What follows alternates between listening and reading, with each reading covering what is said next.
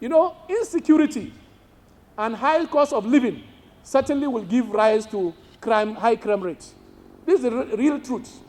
If people cannot eat, they cannot find ways of living, they cannot take care of their family, they cannot take care of their children, they can't send their children to school, then social vices will actually increase in the society. And this is what we are seeing now. I'm saddened to hear that between yesterday and today, over 200 school pupils were actually kidnapped in Kaduna. And many of such vices also happening. There is a link between social security of the people and physical security. And we have tried to document that. Because you don't tell a hungry man not to also try to help himself. This is what is happening. And I have seen that in governance, a lot of things also is happening. People that have ideas to be able to advise government, to be able to take the proactive decision that is required to fix this problem, in most cases, they don't have opportunity to be able to hear those views. In fact, there is what we call, in other parts of the world, open governance. Open governance means leaders should be able to interface with the citizens that they are actually representing.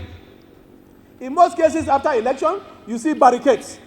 Even for you to assess a local government chairman, it will be a Herculean tax. So even for you to advise him will be difficult. Talk less of a president. Even those that put him there will find it difficult actually to go and advise him. So, but in other parts of the world, it's open governance. When you go to the United States, in Washington, D.C., you can see the president, because the barricade is not the one we are having here. It's a simple, those that have gone there, it's a simple iron barricade, which you can see him even walking. People can go there and watch him.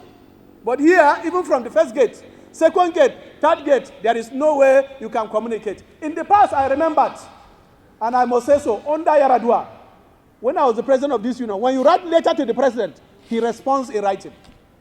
But gone are those days. Yes, I remembered. I wrote letter on the issue of conhests, because if you remember that time, medical doctors got their salary structure before our own.